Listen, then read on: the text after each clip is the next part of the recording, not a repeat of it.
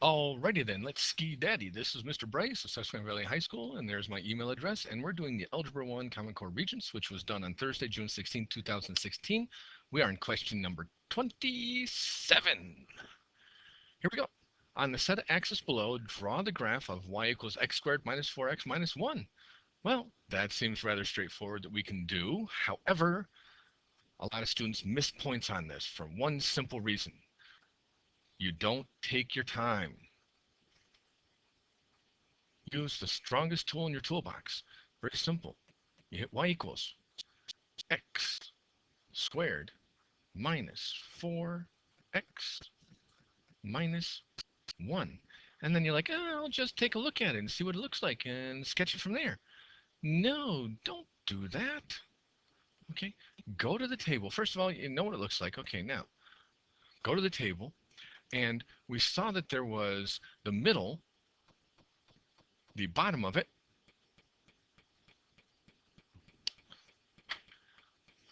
was right in there. Okay, that looks like right around 2.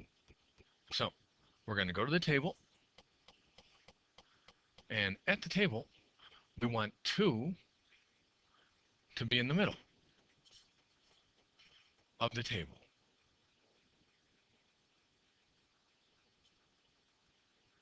Got a little away from me, and there we go. Now we have 2 in the middle of the table. What I am going to do and what you are going to do is you're going to copy it right onto your test paper. Okay, now when you count the y scale, it only goes up to 10. So those 2 are out. Maybe you can use negative 211. We're going to go all the way down to there. Now notice that these match up. So we're going to plot those points. Negative 1, 4. Negative 1, 1, 2, 3, 4. There's 1 point. The next point is 0, negative 1. 0, negative 1. And then we go to 1, negative 4. 1, negative 1, negative 2, negative 3, negative 4.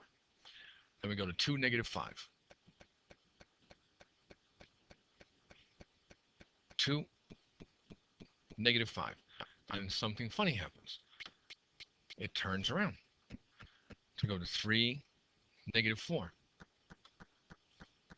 Then 4, negative 1.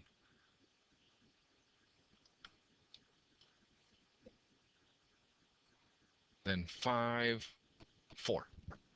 Okay, you plot the points nice and big. Now, obviously, during the test, you don't have a smiley face, but you will have a pencil, and you make them nice and big points like I did. Smooth on the bottom, like the picture had it. And now, is there a limited domain on this?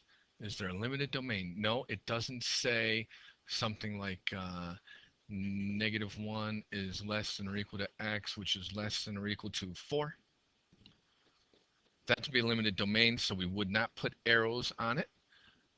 However, there's an unlimited domain, so we do put arrows on them. Okay, there's the graph. Now, what's important? See, now I'm not a very good drawer of a graph, but because I have those points, I get credit. Why else do I get credit? Because I wrote the table down. I've got 1 point out of 2. Great. State the equation of the axis of symmetry. Well, if you remember earlier, I had drawn a vertical line right there where x was 2. So the equation for the axis of symmetry is x equals 2. Remember that any equation that looks like x equals any number, like x equals 2, is going to be a vertical line. Remember that. That is critical. Y equals 7 is going to be a horizontal line.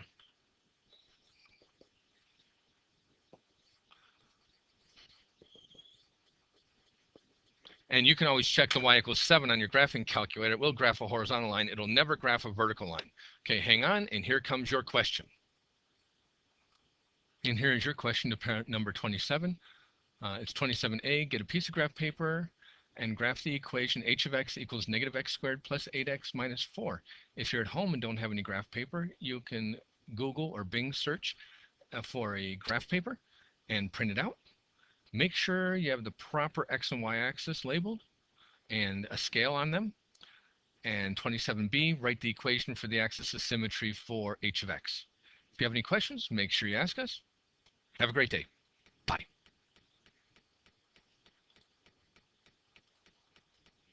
Okay, one more important thing. I know that I mentioned it briefly, but how do I know where the axis of symmetry is?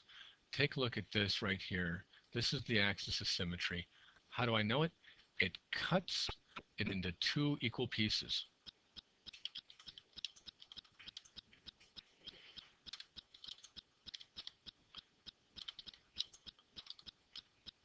Now, what do I mean?